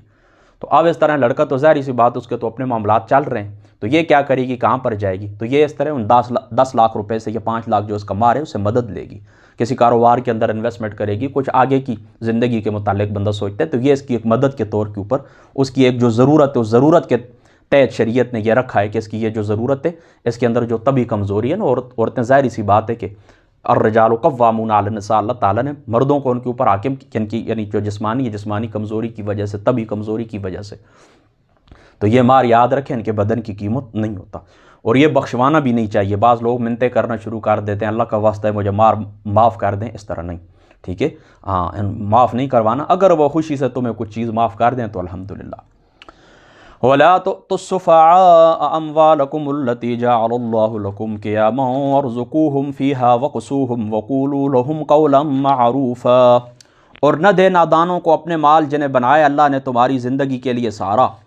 اور کھلاؤ انہیں اس مال سے اور پہناؤ انہیں اور کہو ان سے بلائی کی بات. اللہ اکبر. اللہ تعالیٰ کیا فرماتا ہے؟ اور نہ دے نادانوں کو اپنے مال جنہیں بنایا اللہ نے تمہاری زندگی کے لیے سارا. دیکھیں یہاں پر ولا تو السفہاء، یعنی ان یتیموں کے متعلق اللہ تعالیٰ بات فرماتا ہے کہ تم ان کے سرپرست بنے ہو نا، تو ان کے جس مال کے تم مالک ہو جو تمہارے پاس ان کی امانت ہے، تو یاد رکھیں جب تک یہ ان کی یتیمی ختم نہیں ہوتی، یہ بالغ نہیں ہوتے اور یہ تجارت کرنے کے قابل نہیں ہوتے، اپنا اچھا برا نہیں سمجھتے، تجارت کے اصولوں کو نہیں سمجھتے،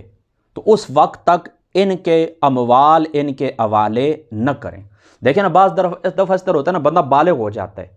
یعنی جنسی طور کے اوپر اس کا جو جسم ہے جسمانی طور کے اوپر وہ بالغ ہو جاتا ہے، لیکن عقلی طور کے اوپر وہ بالغ نہیں ہوتا. اور بعض لوگ اس طرح ہوتے ہیں کہ ادھر وہ بالغ ہوتے ہیں، یعنی بلوغت کی ان کی عمر ہوتی ہے، ادھر دنیا کی بھی ان کو سوجھ بوجھ ہو جاتی ہے. تو یہ جس شخص کی نگرانی کے اندر یتیم کا یا کسی شخص کا بھی ایسا مال ہے جو بچہ ہے، کسی وجہ سے بھی اس کا یہ نگران بنا ہے، تو آپ اس طرح آگے اللہ تعالیٰ کی ذات اقدس فرماتے ہیں کہ آپ اس طرح کہ ان کو آزماتے رہیں.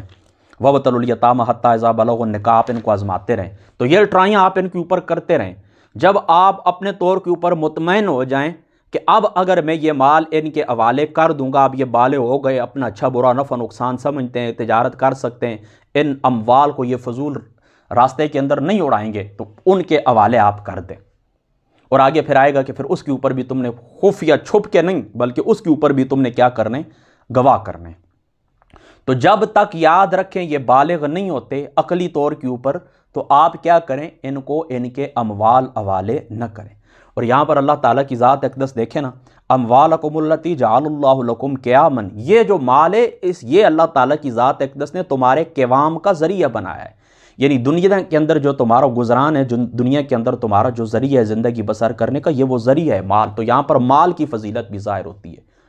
کہ بعض لوگ اس طرح کرتے ہیں نا، مال کی وہ جی کچھ بھی نہیں، یہ کیا ہوتا ہے، یہ فتنہ ہوتا ہے، یہ نہیں، اس طرح کی کوئی بات بھی نہیں. مال کی وہ برائیاں، دولت کی برائیاں بیان کرتے رہتے ہیں، وہ جی مالدار لوگ اتنے پیچھے جہنم کے اندر جائیں گے، فلاں وہ غلط سلط مفہوم بیان کرتے ہیں. ایسی کوئی بات بھی نہیں ہے. مال کو اللہ تعالیٰ کی ذات اقدس نے اپنا فضل قرار دیا ہے. اور یہاں پر دیکھیں اللہ تعالیٰ فرماتا ہے یہ اموال وہ ہیں کہ جو تمہارے قیام کا ذریعہ ہیں، زندگی کے اندر تمہارے قیام کا ذریعہ ہیں، اور اسی کے ذریعے تم اللہ کی رضا بھی حاصل کر سکتے ہو، یعنی دنیاوی زندگی بھی حاصل کر سکتے ہو اس سے، اور اخروی زندگی بھی. اس مال کے ذریعے تمہاری دنیاوی زندگی بھی آسان گزرے گی اور اخروی زندگی بھی تمہاری آسان گزرے گی. ٹھیک ہے، کیوں آسان گزرے گی کہ یہی مال تم اللہ تعالیٰ کی ذات اقدس کے پاس تجارت کے لیے رکھ دیں. یعنی کیا مطلب کہ جس راستہ اللہ تعالیٰ نے جو بتایا زکوٰۃ خیرات کرتے رہیں اور آخرت کے اندر آپ کو اس کا صلہ ملے گا. تفسیر مدارک کے اندر صاحب تفسیر مدارک لکھتے ہیں، فرماتے ہیں حضرت سفیان ثوری صاحب رحمۃ اللہ تعالیٰ علیہ آپ اس مال کو الٹتے پلٹتے رہتے تھے اور فرماتے تھے یہ وہ مال کہ جس کی وجہ سے مجھے عزت ملی ہے، ورنہ فلاں قبیلے کے لوگ میرے ساتھ تو اس طرح کرتے جس طرح کپڑے کو وہ جس طرح استعمال کیا جاتا ہے اس طرح مجھے کپڑا بنا لیتے اور جس طرح مرضی استعمال کرتے. اب آپ سمجھ گئے نا، تو یہ مال کی فضیلت اس سے ظاہر ہوتی ہے. ٹھیک ہے، تو اس طرح کہ یہ مال کی جو لوگ برائی بیان کرتے ہیں نا، تو وہ اس بات کو آپ وہ ذہن کے اندر رکھیں کہ یہ مال کیا ہے، اللہ تعالیٰ کا فضل ہے، اور اسی کو اللہ تعالیٰ کی ذات اقدس نے تمہارے قیام کا ذریعہ بنایا. اور تفسیر مدارک کے اندر ہی تفسیر مدارک نے یہ لکھا ہے، صاحب تفسیر مدارک نے یہ لکھا ہے، وہ فرماتے ہیں کہ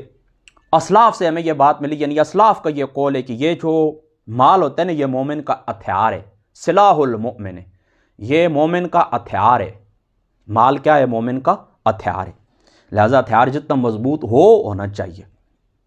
دوسری بات یہ یاد رکھیں، وَلَا تُؤْتُوا السُّفَهَاءَ أَمْوَالَكُمُ الَّتِي جَعَلَ اللَّهُ لَكُمْ قِيَامًا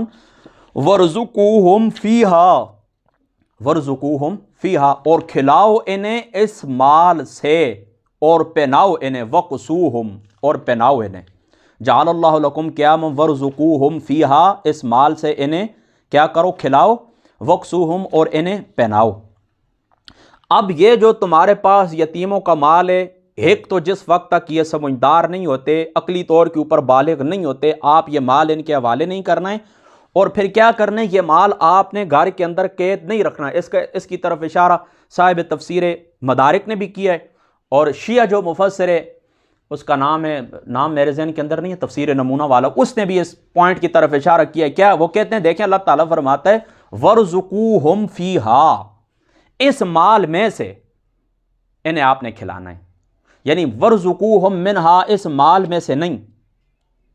اس مال میں سے، اور کھلاؤ انہیں اس مال سے، کھلاؤ انہیں اس مال سے، اس مال میں نہیں. منہا اللہ تعالیٰ نے نہیں فرما، فیا فرما، اس مال سے انہیں کھلاؤ. اس مال میں نہیں فرمایا، منہا نہیں فرمایا، فیا فرمایا. کیا مطلب کہ یہ جو مال ہے نا، اس مال کو تم نے رکھنا نہیں ہے اپنے پاس کہ ایک شخص 2 لاکھ روپے آپ مالک بنے اس کے، چلو یہ بچہ اس کو میں دے دوں گا، تو آپ 2 لاکھ روپے میں آپ اس طرح کریں نا، اس کو مانا آپ دیتے رہیں، سکول کی فیس اس کی ادا کرتے رہیں، ٹیوشن کی اس کی ادا کرتے رہیں، فیس ادا کرتے رہیں، اس کو کپڑا پانی دیتے رہیں، تو آخر میں 2 لاکھ روپے مجھے بتائیں کتنا عرصہ نکال سکتے ہیں؟ 3 مہینے میں وہ ختم ہو جائے گا، 4 مہینے میں، سال میں ختم ہو جائے گا. پھر کیا ہوگا؟ اب جس وقت یہ سن رشد کو پہنچے گا، اب جس وقت اس کو ضرورت ہوگی تو نہیں ہوگا. تو فرما وَقْسُوهُمْ وَارْزُقُوهُمْ فِيهَا، اس مال کو نفع بخش کاروبار کے اندر لگائیں،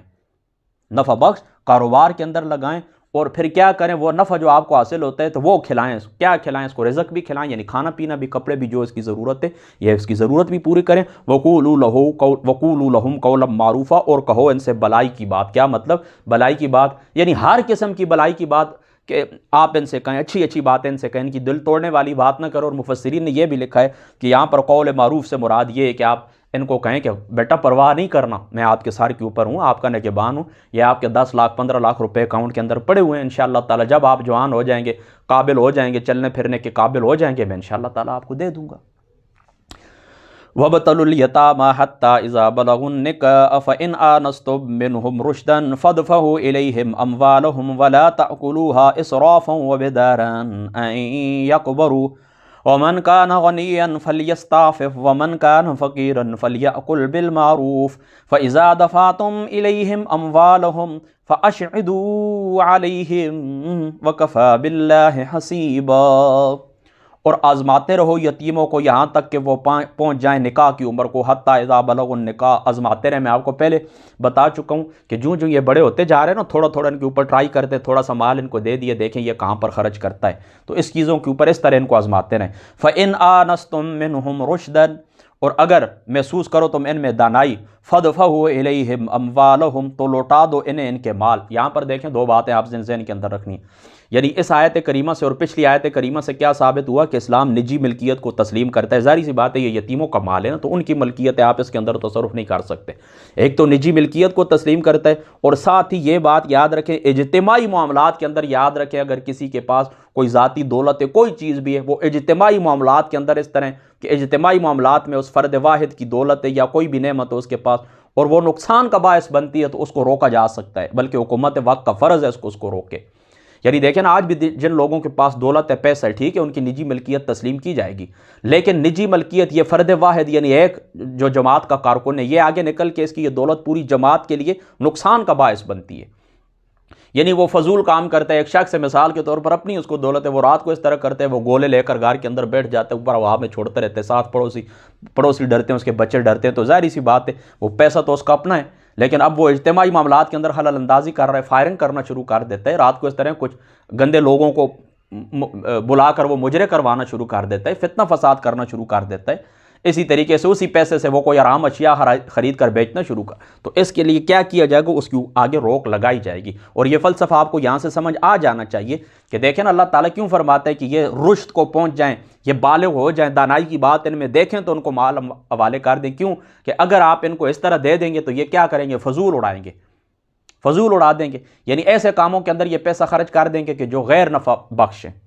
غیر نفع بخش ہیں. تو یاد رکھیں کہ جو چیز آپ کی ذاتی بھی ہے لیکن غیر نفع بخش کاموں کے اندر صرف ہوتی ہے اور وہ دوسروں کے لیے نقصان بنتی ہے، تو اس کے لیے روکا جائے گا. فَإِنْ آنَسْتُم مِّنْهُمْ رُشْدًا فَادْفَعُوا إِلَيْهِمْ أَمْوَالَهُم. یہاں پر شیعہ مفسرین نے لکھا فَإِنْ آنَسْتُم مِّنْهُمْ رُشْدًا، یعنی آپ ان میں دیکھیں حب آل محمد فَادْفَعُوا إِلَيْهِمْ أَمْوَالَهُم، تو ان کے مال حوالے کر دیں، یعنی کیا کریں؟ ان کے رتبے بلند کریں. بہرحال چلو ایک قول یہ وَلَا تَأْكُلُوهَا إِسْرَافًا وَبِدَارًا أَن يَكْبَرُوا، اور نہ کھاؤ انہیں فضول خرچی سے اور جلدی جلدی اس خوف سے کہ وہ کہیں بڑے ہو جائیں. جلدی جلدی چلو جی اس طرح کرتے ہیں، جلدی جلدی اس کے مال کو خرچ کرتے ہیں تو یہ بڑے ہو جائیں گے تو انہیں دینا پڑے گا. وَمَنْ كَانَ غَنِيًّا فَلْيَسْتَعْفِفْ، اور جو سرپرست غنی ہو تو اسے چاہیے کہ یتیموں کے مال سے پرہیز کرے. وَمَنْ كَانَ فَقِيرًا فَلْيَأْكُلْ، اور جو سرپرست فقیر ہو تو وہ کھا لے. فَلْيَأْكُلْ بِالْمَعْرُوفِ، اچھے طریقے سے، مناسب طریقے سے ان کو کھا سکتا ہے. اب دیکھیں یہ جو سربراہ ہے، مال کا جو سربراہ بنائیں، ولی بنائیں،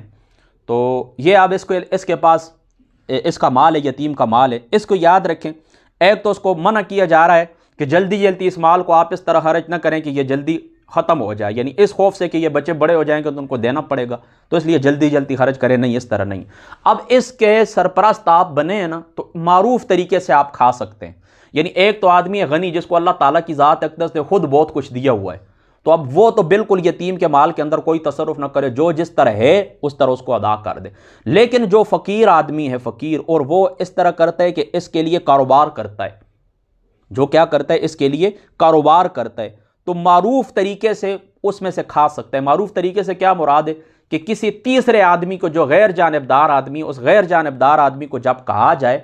کہ بات اس طرح، میں مہینے کا اتنا خرچہ لے لیتا ہوں، یہ یتیم میری سرپرستی کے اندر ہے، میں اس کی سرپرستی کرتا ہوں، اس کو سکول پڑھواتا ہوں، اس کو تعلیم و تربیت دیتا ہوں، موٹر بائک کے اوپر میں جاتا ہوں، اس کو لے کے آتا ہوں، فلاں کام اس کے کرتا ہوں، اور اس کے بدلے میں مہینے میں اتنا لے لیتا ہوں. تو کسی غیر جانبدار آدمی کو کہے، وہ کہے کہ چلو ٹھیک ہے. یعنی اس زمانے کے اندر مثال کے طور پر کوئی کہے میں نے 10-15 ہزار روپے رکھ لیا ہے، اپنا ماہانہ میں نے مقرر کر دیا، تو ٹھیک ہے، یہ معروف ہے، کوئی بات بھی نہیں. لیکن ایک بندے کی اپنی آمدن 5,000 بھی نہیں اور وہ کہتے ہیں یتیم کے مال سے میں 30,000 لوں گا، تو یہ تو زیادتی والی بات ہے.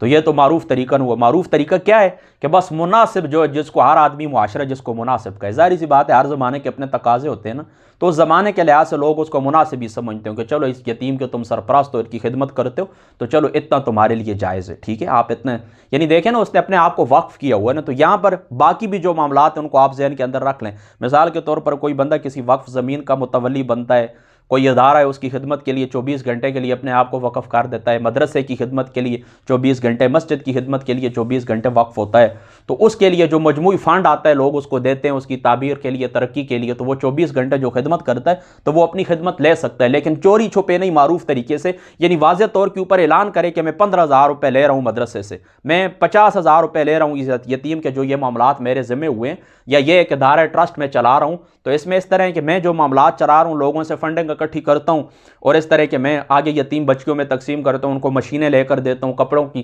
سلائی کڑھائی ان کو سکھاتا ہوں، یہ سارے معاملات میں کرتا ہوں. 30,000 روپے یہ اس کو اوپن ہونے چاہیے بالکل. تو یعنی اوپن معروف کی تعریف کے اندر ایک تو یہ کہ بہت زیادہ نہ ہو، سب لوگ اس کو مناسب سمجھے، اور اوپن ہونا چاہیے، چوری چھپے نہیں ہونا چاہیے، یہ ہے معروف، ٹھیک ہے۔ تو اس طرح یتیم کے سرپرستوں کو یہ حکم ہے کہ آپ اس طرح کریں کہ آپ کو اگر اجازت ہے کہ اس میں معروف طریقے سے آپ کھائیں تو آپ اس طرح نہ کریں جلدی جلدی کھانا شروع کر دیں تاکہ سارا ہی میں ہڑپ کر جاؤں، نہیں، آپ اس طرح کریں، اس مال کے آپ سرپرست بنیں، اس مال کو نفع بخش کاروبار کے اندر آپ لگائیں گے، اور معروف طریقے سے پھر آپ کو اجازت ہے، جتنا معاشرہ آپ کو اجازت دیتا ہے جو طریقہ معروف ہے اس کے مطابق آپ کھا سکتے ہیں، لیکن اس سے بھی بچنا افضل ہے، یہ بات بھی، یعنی یہ صرف آپ کو اجازت ہے، حکم نہیں ہے کہ لازمی آپ کھائیں، یہ آپ کے لیے رخصت ہے، اگر آپ اتنا استعمال کریں، آپ کی اپنی ضرورت ہے تو، لیکن کیا ہے، من کان غنیا فلیستعفف، تو جو بندہ غنی ہے، سرپرست ہے، تو اس کو کیا ہے، اس کو اجازت نہیں ہے، وہ کیا کرے، وہ پرہیز کرے۔ فَإِذَا دَفَعْتُمْ إِلَيْهِمْ أَمْوَالَهُمْ، پھر جب لوٹاؤ تم ان کی طرف ان کے مال، تو فَاشْهِدُوا عَلَيْهِمْ وَكَفَىٰ بِاللَّهِ فَأَشْهِدُوا عَلَيْهِمْ وَكَفَىٰ بِاللَّهِ حَسِيبًا، ان کے مال تو گواہ بنا لو ان پر، اور کافی اللہ حساب لینے والا۔ لِلرِّجَالِ نَصِيبٌ مِّمَّا تَرَكَ الْوَالِدَانِ وَالْأَقْرَبُونَ وَلِلنِّسَاءِ نَصِيبٌ مِّمَّا تَرَكَ الْوَالِدَانِ وَالْأَقْرَبُونَ مِمَّا قَلَّ مِنْهُ أَوْ كَثُرَ نَصِيبًا مَّفْرُوضًا۔ اچھا جی، مردوں کے لیے ایسا اس میں سے جو چھوڑ گئے ہیں ماں باپ اور قریبی رشتہ دار، اور عورتوں کے لیے ایسا اس میں سے جو چھوڑ گئے ہیں ماں باپ اور قریبی رشتہ دار، اس طرح سے ہوا تھوڑا ہو یا زیادہ، یہ ایسا اللہ تعالیٰ کی طرف سے مقرر ہے۔ یاد رکھنا، زمانے جاہلیت کے اندر چونکہ خواتین کو پیچھے کیا جاتا تھا اور کہتے تھے کہ ہماری جو ان کا یعنی میراث کا جو قاعدہ تھا وہ یہی تھا کہ چھوٹے بچے اور عورتوں کو پیچھے کر دیتے تھے، اور یہ اپنے یعنی باپ کی اور خاوند کی وراثت سے یہ خواتین اور بچے محروم کر دیے جاتے تھے، اور میدان جنگ کے اندر جو مطلب لڑائی کرنے والے ہوتے تھے بڑے، ان کو ایسا مل جاتا تھا۔ تو اب اللہ تعالیٰ کی ذات اقدس نے یہ آیت نازل فرمائی، اور اللہ تعالیٰ نے بڑے چھوٹے موٹے کالے کی تقسیم ختم کر دی، فرما عورتیں یا مرد کوئی بھی ہے، بچہ ہے بڑا، اس کے سے اللہ تعالیٰ کی ذات اقدس نے مقرر فرما دیے۔ وَإِذَا حَضَرَ الْقِسْمَةَ، اور جب حاضر ہوں، اذا حضر القسمت، جب حاضر ہوں تقسیم کے وقت، اولو القربا والیتاما والمساکین فارزقوہم منہ وقولوا لہم قولا معروفا، حاضر ہوں ورثہ کی تقسیم کے وقت غیر وارث رشتہ دار، یتیم بچے اور مسکین، تو دو انہیں بھی ان سے، اور کہو ان سے اچھی بات۔ کیا مطلب ہے، یاد رکھیں کہ بعض مفسرین فرماتے ہیں کہ یہ آیت منسوخ ہے، لیکن یہ آیت منسوخ نہیں ہے۔ وہ کہتے ہیں کہ اب تقسیم کے وقت ان کو کچھ نہیں دیا جائے گا، اس کی وجہ یہ ہے کہ اللہ تعالیٰ نے اسے مقرر فرما دی، اللہ تعالیٰ نے آیت میراث نازل فرما دی۔ یاد رکھیں کہ اس آیت سے بالکل ظاہر ہے کہ یہ آیت کریمہ میراث کے بعد نازل ہوئی، یعنی میراث کیسے اللہ نے نازل فرما دی ہے نا، میراث کا قانون نازل فرما دیا، اب اسے مقرر ہو گئے ہیں، تو جب اللہ تعالیٰ کی ذات کریمہ نے اسے مقرر کر دیے ہیں نا، تو فرما اب اسے مقرر ہو گئے ہیں۔ اب جس وقت کوئی شخص فوت ہوتا ہے اور اس کے وارثین جو آپس میں مل کے بیٹھ کے تقسیم کرتے ہیں نا، تو اس تقسیم کے وقت جو غریب نادار تمہارے وہ رشتہ دار جن کو ایسا نہیں پہنچتا، ظاہری سی بات ہے قریب جس وقت ہوتا ہے تو بعید کو نہیں ملتا، تو جن کو ایسا نہیں ملتا ظاہری سی بات ہے ان کی بھی تو تمنا ہوتی ہے، ان کی بھی ضروریات ہوتی ہیں، تو فرما اس تقسیم کے وقت آپ اس طرح کریں کہ ان کو بھی کچھ نہ کچھ دے دیا کریں صدقے کے طور کے اوپر، ان کو بھی، یتیم بچے مسکین جو لوگ ہیں ان کو بھی وہ میراث جو آپ تقسیم آپس میں کر رہے ہیں نا، تو اس میں سے کچھ بھی صدقے کے طور کے اوپر ان کو دے دیں۔ وقولوا لہ قولا معروفا، اور ان سے اچھی بات کہو، تو دو انہیں بھی اس سے اور کہو ان سے اچھی بات۔ وَلْيَخْشَ الَّذِينَ لَوْ تَرَكُوا مِنْ خَلْفِهِمْ ذُرِّيَّةً ضِعَافًا خَافُوا عَلَيْهِمْ فَلْيَتَّقُوا اللَّهَ وَلْيَقُولُوا قَوْلًا سَدِيدًا، اور چاہیے کہ ڈریں جو یتیموں کے سرپرست ہیں، اور سوچیں اگر چھوڑ جاتے وہ اپنے پیچھے چھوٹے کمزور بچے تو کتنے فکر مند ہوتے ہیں ان کے متعلق، پس چاہیے کہ ڈریں اللہ تعالیٰ سے اور کہیں ایسی بات جو بالکل درست ہو۔ دیکھیں ظاہری سی بات ہے کہ اللہ تعالیٰ کی ذات اقدس نے یہ نفسیاتی دلیل دی ہے کہ یتیم بچوں کے معاملے میں تم ڈرو، ان کے ساتھ برا سلوک نہ کرو۔ کیا آپ خود سوچیں کہ اگر آپ اس طرح دنیا سے چلے جاتے تو کیا آپ چاہتے ہیں کہ آپ کے پیچھے جو یتیم آپ کے بچے ان کے ساتھ لوگ برا سلوک کریں؟ یعنی آپ جس طرح ان کے ساتھ سلوک کر رہے ہیں نا، کیا اپنے لیے یہ آپ گوارا کرتے ہیں کہ آپ دنیا کے اندر نہ ہو اور آپ کے بچوں کے ساتھ کوئی دوسرا بندہ یہ سلوک کرے؟ نہیں گوارا کرتے نا، تو جو چیز اپنے لیے گوارا نہیں کرتے وہ دوسروں کے لیے بھی گوارا نہ کریں۔ ان الذین یأکلون اموال الیتامی ظلما انما یأکلون فی بطونہم نارا وسیصلون سعیرا، بے شک وہ لوگ جو کھاتے ہیں یتیموں کے مال ظلم سے تو وہ بس کھا رہے اپنے پیٹوں میں آگ، اور عنقریب جھونکے جائیں گے بھڑکتی آگ میں، عنقریب جھونکے جائیں گے بھڑکتی آگ میں۔ آگے انشاءاللہ تعالیٰ زندگی باقی رہی تو آگے تفصیل آ رہی ہے میراث کی، اور جو ایسے ہیں وہ انشاءاللہ تعالیٰ میں آپ کو تفصیلاً چونکہ اگلی نشست میں بیان کروں گا، لیکن یہاں پر آپ نے زیادہ نہیں تو یہ بات آپ ذہن کے اندر رکھیں کہ یہ جو میراث کا قانون ہے اللہ تعالیٰ کی ذات اقدس نے نازل فرمایا، اس کی بنیاد کیا ہے؟ اس کی بنیاد یہ کہ اسلام ایک صحت مند معاشرے کو بڑی اہمیت دیتا ہے۔ اسلام صحت مند معاشرے کو بڑی اہمیت دیتا ہے۔ اس لیے اللہ تعالیٰ کی ذات اقدس نے معاشرے کے جو افراد ہیں ان کو آپس میں جوڑ دیا ہے، ان کو ایک دوسرے کا محتاج کیا ہے، ان کے اندر ایک دوسرے کے لیے ضروریات رکھی ہیں، اور یہ ضروریات رکھی تاکہ یہ محبت کا جو رشتے ہیں، یہ جو قرابت ہے، یہ کبھی ٹوٹنے نہ پائے۔ یعنی زندگی کے اندر بھی جس وقت آپ زندہ ہیں نا، تو اس طرح کوئی شخص آپ کا اس طرح غریب ہے، یتیم ہے، مسکین ہے، تو اس کا نفقہ انہوں نے مقرر کر دیا، بس چلتے ہیں، اس کا نفقہ انہوں نے مقرر کر دیا ہے کہ آپ کے اوپر، یعنی جو امیر ہیں، پیسے والے ہیں، یہ غریب رہ گئے، آپ نے اس کو کیا کرنا ہے، اس کی آپ نے مالی مدد کرنی ہے۔ اس طریقے سے پھر یاد رکھیں جس وقت بندہ دنیا سے چلا جاتا ہے، تو جب دنیا سے چلا جاتا ہے تو اس کے جو رشتہ دار ہوتے ہیں، اب جو شخص فوت ہونے والا ہے، متوفی جو شخص فوت ہونے والا ہے، تو اس کی قریبی رشتہ داروں کے اندر اس کی جائیداد تقسیم کرنے کا حکم ہے، تاکہ یہ کنبہ جس طرح زندگی کے اندر ایک دوسرے کے ساتھ مفادات کی وجہ سے جڑا ہوا تھا، معاملات کی وجہ سے جڑا ہوا تھا، یہ اس طرح آپس میں جڑے رہیں کہ جدائی کا خیال بھی ان کے اندر کبھی راہ نہ پا سکے۔ تو یاد رکھیں نظام وراثت کے اندر دو باتیں آپ نے ذہن کے اندر رکھنی ہیں، بس 1 منٹ صبر کریں، چلتے ہیں۔